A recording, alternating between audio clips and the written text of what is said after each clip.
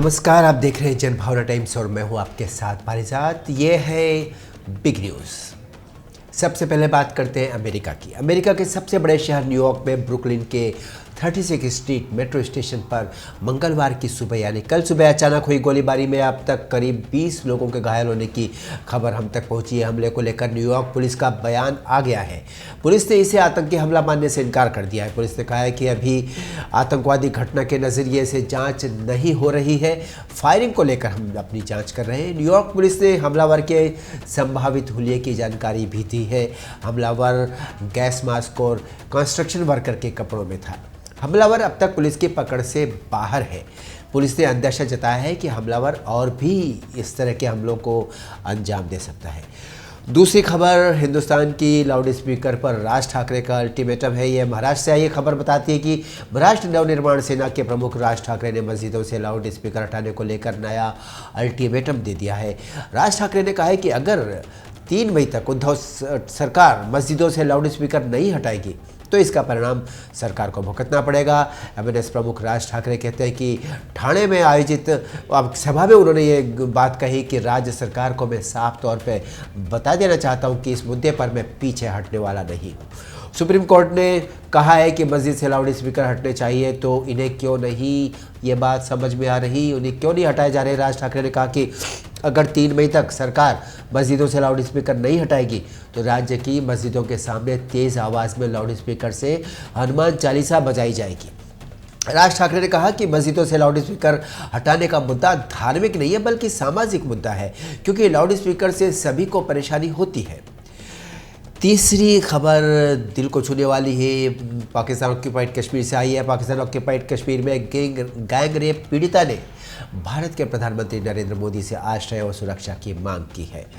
पाकिस्तान के कब्जे वाले कश्मीर के मुजफ्फराबाद में रहने वाली मारिया ताहिर, इस महिला का नाम है, उसने पीएम मोदी के नाम से एक इमोशनल वीडियो पोस्ट किया है। इस वीडियो में पीड़िता ने बताया कि पिछले 7 साल से रेप के मामले में आरोपियों को सज़ा दिलाने के लिए वो दर दर भटक रही है। मारिया ने बताया कि उसके साथ गैंग रेप हुआ है लेकिन अब तक उसे इंसाफ नहीं मिल पाया है। उसने आरोप लगाया कि पाकिस्तान की पुलिस, सरकार और अदालत भी उसे न्याय देने में नाकाम रही है।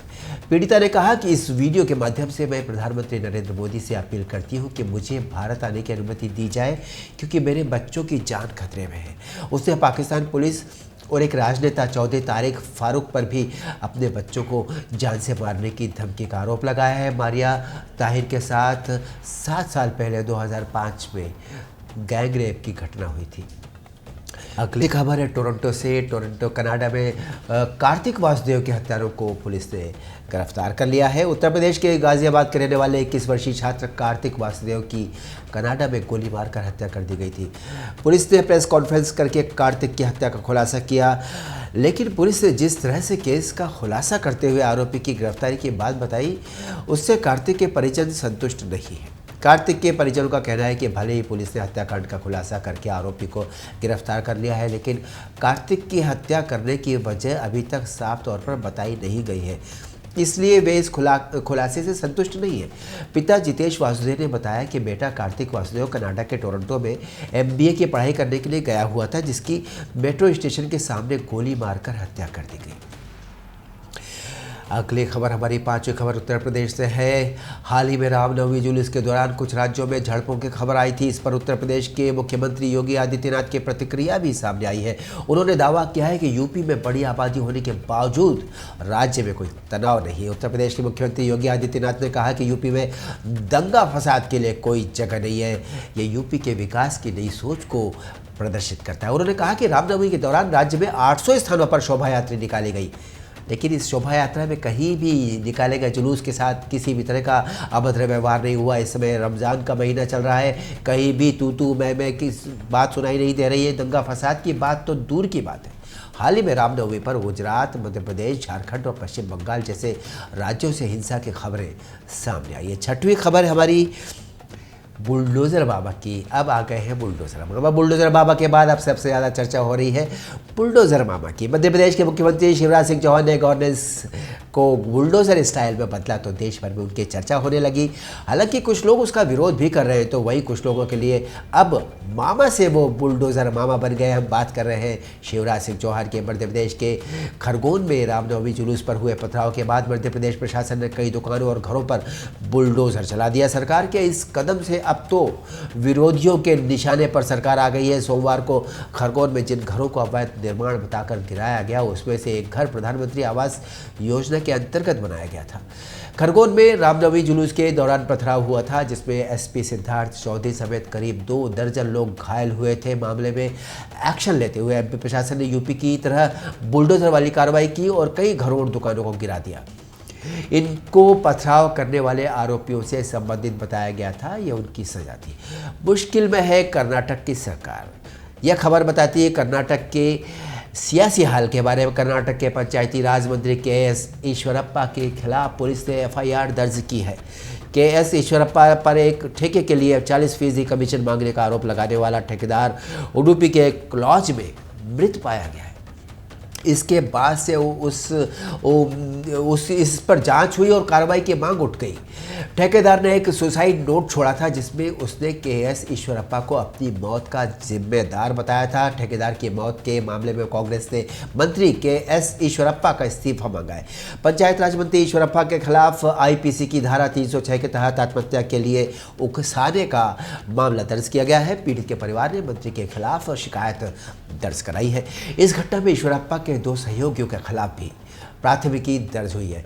उनके नाम बसवराज और रमेश है। अगली खबर, हमारी 8वीं खबर, बच्चों में कोरोना, दहशत में है अभिभावक। राजधानी दिल्ली से सटे नोएडा और गाजियाबाद जिले के निजी स्कूलों में छात्रों के कोरोना संक्रमित मिलने का सिलसिला लगातार चल रहा है। नोएडा और गाजियाबाद के स्कूलों में छात्र और शिक्षकों के कोरोना संक्रमित मिलने से स्वास्थ्य विभाग की नींद उड़ गई है। नोएडा में मंगलवार को 8 बच्चों के कोरोना संक्रमित होने की जानकारी सामने आई है। इससे जिले में अब कुल सक्रिय कोरोना केसेस में 15 बच्चे भी शामिल हो गए हैं। वहीं गाजियाबाद में 13 दिनों में 21 बच्चे संक्रमित होने के साथ ही स्वास्थ्य विभाग में हड़कंप मच गया है। कई अभिभावकों ने बच्चों को स्कूल भेजना बंद कर दिया है। विभाग ने किशोरों का टीकाकरण तय करने के लिए सभी स्कूलों को सख्त नोटिस भेजा है। जिन स्कूलों में बच्चे संक्रमित मिल रहे हैं, वहां पर कॉन्टैक्ट ट्रेसिंग और जांच भी बढ़ा दी गई। अगली खबर, हमारी 9वीं खबर है पश्चिम बंगाल से आई है। पश्चिम बंगाल के नादिया के हंसखाली गैंगरेप केस में सियासत गर्मा गई है। बीजेपी के राष्ट्रीय अध्यक्ष जेपी नड्डा ने पश्चिम बंगाल के हंसखाली में एक नाबालिग लड़की के साथ बलात्कार और हत्या के स्थान का दौरा करने के लिए 5 सदस्यीय एक समिति का गठन किया है। समिति आदेशानुसार जल्दी अपनी रिपोर्ट देगी। इधर महिला आयोग ने भी सीएम ममता बनर्जी के बयान की आलोचना की है। हम आपको बताना चाहेंगे कि कलकत्ता हाई कोर्ट ने नादिया के हंसखाली बलात्कार और हत्या मामले में सीबीआई जांच का आदेश दिया है। स्थानीय पुलिस द्वारा आरोपी को हिरासत के लेने के साथ साथ सभी दस्तावेज सीबीआई को सौंपे जाने हैं। अगली सुनवाई में सीबीआई रिपोर्ट कोर्ट को सौंपेगी। पश्चिम बंगाल के नदिया जिले में नाबालिग बच्चे के साथ बलात्कार मामले में टीएमसी पंचायत नेता के बेटे को गिरफ्तार किया गया है। 4 अप्रैल की घटना है। उस रात अगले दिन 9वीं कक्षा की छात्रा जो पीड़िता थी, उसकी मौत हो गई। बताया जा रहा है कि घटना के 3-4 दिन बाद पुलिस को इसकी सूचना दी गई। परिजनों का आरोप है कि आरोपी ने दुष्कर्म से पहले बच्ची को शराब पिलाई थी। बड़ी खबर है 10वीं खबर, फिल्मी दुनिया से आई आलिया भट्ट और रणबीर कपूर बॉलीवुड के एडोरेबल कपल है। दोनों इन दिनों अपनी शादी को लेकर चर्चा में बने हुए हैं। रिपोर्ट्स की माने तो दोनों की शादी की रस्में शुरू हो चुकी है। दोनों 14 अप्रैल को शादी करने जा रहे हैं। हालांकि अभी तक परिवार वालों का दोनों की शादी पर कोई भी बयान सामने नहीं आया, लेकिन कहा जा रहा है कि वेडिंग ग्रैंड होने वाली है। आज आलिया के हाथों में रणवीर के नाम की मेहंदी लग गई है।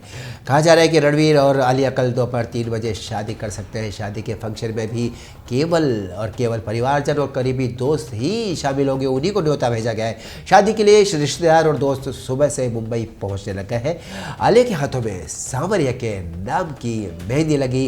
इस अपडेट के बाद बहुत जल्दी हम मिलते हैं अगले खबर में, अगले अपडेट के साथ। देखते रहिए जनभावना टाइम्स। नमस्कार।